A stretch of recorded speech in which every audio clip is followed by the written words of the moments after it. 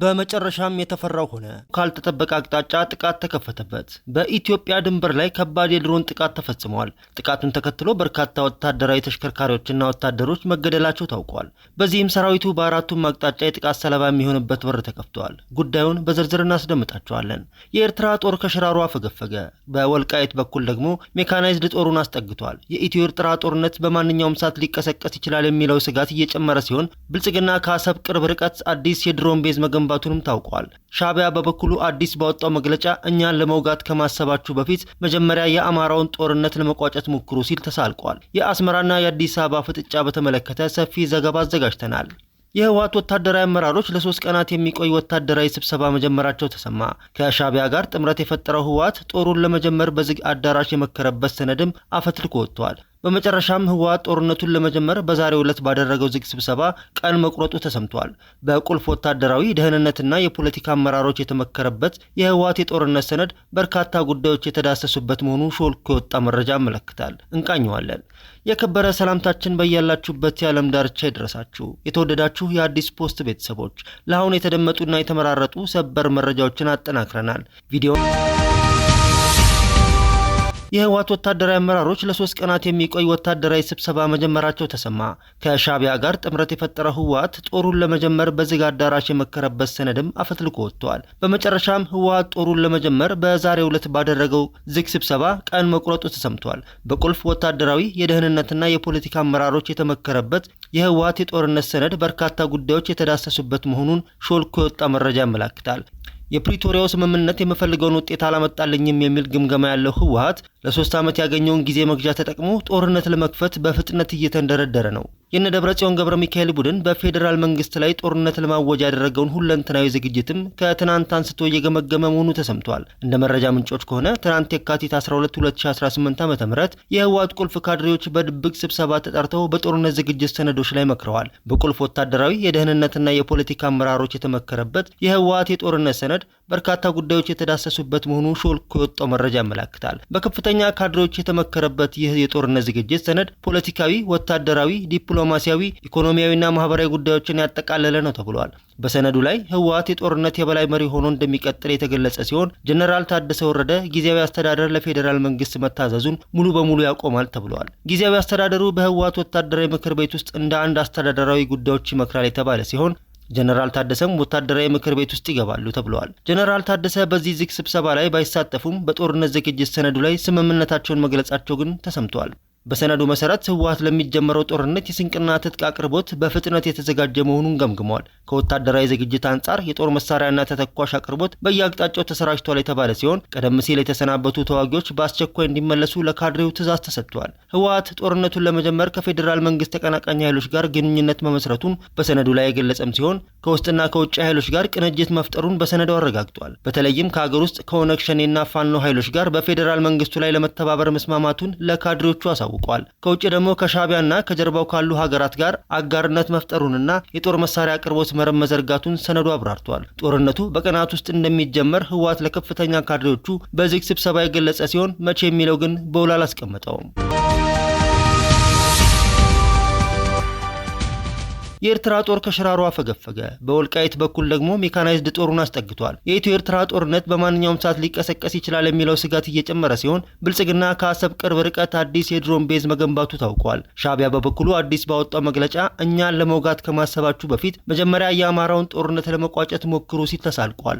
የመከላከያ ሰራዊቱ ዳር ድንበርና ሉዓላዊነትን ለማስከበር ወደ ትግራይ መንቀሳቀሱን ተከትሎ በትግራይ ክልል ተንቤን ገብቶ የነበረው የሻዕቢያ ጦር ወደ ሽሬ ማፈግፈጉ ተሰምቷል። ከህወሓት ሰራዊት ጋር በመሆን ቆላ ተንቤንና ደጋ ተንቤን ላይ ሰፍረው የነበረው 2 የሻዕቢያ ክፍለ ጦሮች ወደ ሽሬ ማዕከል መውጣታቸው ታውቋል። ከቆላ ተንቤን የወጣችው አንዷ ክፍለ ጦር እንደ ባጉና ወደ ደብረ አባይ ሞጫ በጊዜያዊነት የተቀመጠች ሲሆን ከደጋ ተንቤን የወጣችው ሁለተኛው ክፍለ ጦር ደግሞ በደደቢት መስመር ከሽሬ 18 ኪሎ ሜትር ክሳድ ጋባ ላይ መስፈሩን ምንጮች ገልጸዋል። በሌላ በኩል ደግሞ የኢትዮጵያም የኤርትራም ጦር ወደ ድንበር ተንቀሳቅሷል። ከፍተኛ ቁጥር ያለው የመከላከያ ኃይል ወደ ትግራይ አዋሳኝ መንቀሳቀሱን ብሉምበርግ ዲፕሎማቶችን ዋቢ አድርጎ ዘግበዋል። ከኢትዮጵያ መከላከያ ሰራዊት ሰራዊት ባለፈ የኤርትራ ጦርም ከፍተኛ ቁጥር ያለው ጦሩን አስጠግቷል ተብሏል። ወደ ትግራይ ክልል የሚጓጓዙ ወታደራዊ ተሽከርካሪዎችና ከባድ መሳሪያዎች አሁንም ያለማቋረጥ ጉዟቸውን እንደቀጠሉ ናቸው። የውስጥ መረጃዎችና ትንታኔዎች እንደሚያሳዩት ከሆነ የፌዴራል መንግስቱ ከኤርትራ ጋር ወደ ግጭት ይገባል ተብሎ ቢጠበቅም አሁን ላይ ዋናው ትኩረትና የትግል አቅጣጫው ትግራይ እንደሆነች ያሳያል። የባህር በር ጥያቄንም ሆነ ሌሎችንም ስትራቴጂካዊ ጉዳዮች በተሟላ መልኩ ለመጠየቅና ለመፈጸም የትግራይ ኃይሎች መሃል ላይ እንደ ትልቅ እንቅፋት ቆመዋል የሚል እምነት አለ። በመሆኑም በፌዴራል መንግስቱ ደረጃ መጀመሪያ እነርሱ ጋር ያለው ጉዳይ የማጽዳት እቅድ ወጥቷል። በቀጣይ የሚኖረውን ግብና ትንበያ ስንመለከት በሚቀጥሉት ወራት ትግራይን ሙሉ በሙሉ በመቆጣጠር አቅምን የመገንባት ስራ ይሰራል። ዋናው ግቡም ምርጫው እንዳለቀና የክረምት ወቅት መግባት ሲጀምር ያንን የባህር በር ጥያቄ በኃይል ጭምር ለማስፈጸም የፌዴራል መንግስቱ ማቀዱን መረጃዎች ይጠቁማሉ።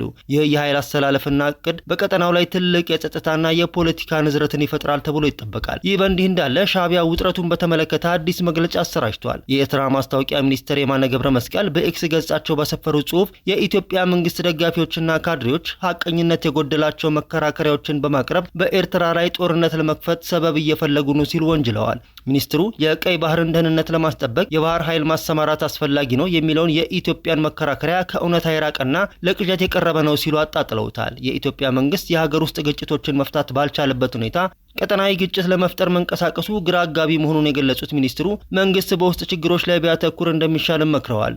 የወደብ ኪራይ ክፍያ በኢኮኖሚ እድገት ላይ ተጽዕኖ ያሳድራል የሚለው መከራከሪያ ጊዜ ያለፈበትና ሐቀኝነት የጎደለ ነው ያሉት አቶ የማነ እነዚህ መከራከሪያዎች በሙሉ በኤርትራ ጦርነት የታለሙ የተቀናጁ እንቅስቃሴዎች እንደሆኑ ገልጸዋል። ሚኒስትሩ አክለውም እነዚህ መከራከሪያዎች እውነትና እውቀት የታከለባቸው ለማስመሰል የተራቀቁ አገላለጾች ጥቅም ላይ ቢውሉም ዋናው ዓላማቸው ግን ሆን ተብሎ ውጥረቱን ለማባባስና ለኃይል እርምጃ ምክንያት ለመፍጠር ያለመ ነው ብለዋል። በመጨረሻም የተፈራው ሆነ።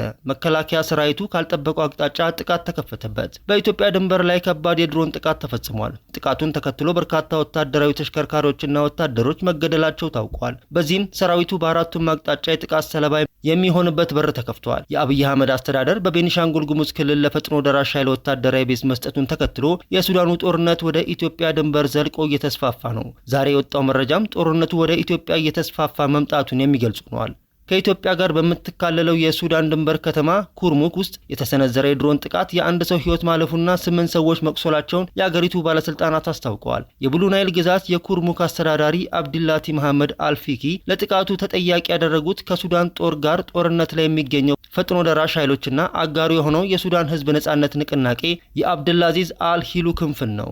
የብሉ ናይል ግዛት ባለስልጣናት እንደገለጹት በጥቃቱ ከደረሰው የሰው ሕይወት ማጥፋት በተጨማሪ 16 ቤቶች ወድመዋል። በተጨማሪም ረቡዕ ምሽት በከተማዋ በሚገኝ አንድ ትምህርት ቤት ላይ ሌላ የድሮን ጥቃት ተሰንዝሮ የነበረ ቢሆንም በሰው ላይ የደረሰ ጉዳት አለመኖሩ ታውቋል።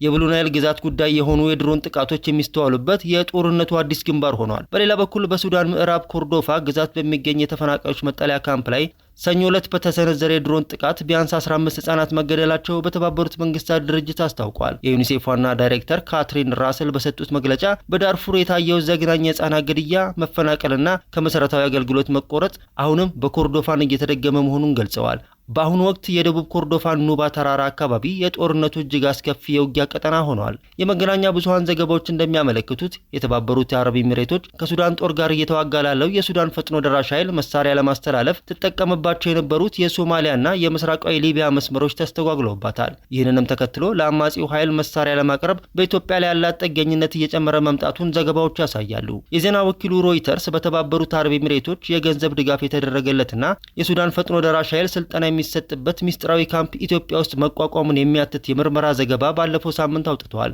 ከሚያዝያ 2015 ዓ.ም ጀምሮ የተቀሰቀሰው የሱዳን ጦርነት ሀገሪቱን ለሁለት ከፍሏታል። ሰሜንና ምስራቅ ሱዳን በጦር ሰራዊቱ ሲያዙ፣ ምዕራብና የተወሰኑ የደቡብ ክፍሎች ደግሞ በአርኤስኤፍ ቁጥጥር ስር ይገኛሉ። ጦርነቱ እስካሁን በ10 ሺዎች የሚቆጠሩ ሰዎች ለእልፈት የዳረገ ሲሆን 11 ሚሊዮን የሚሆኑ ደግሞ በማፈናቀል በዓለም ትልቁን የረሃብና የመፈናቀል ቀውስ ፈጥረዋል።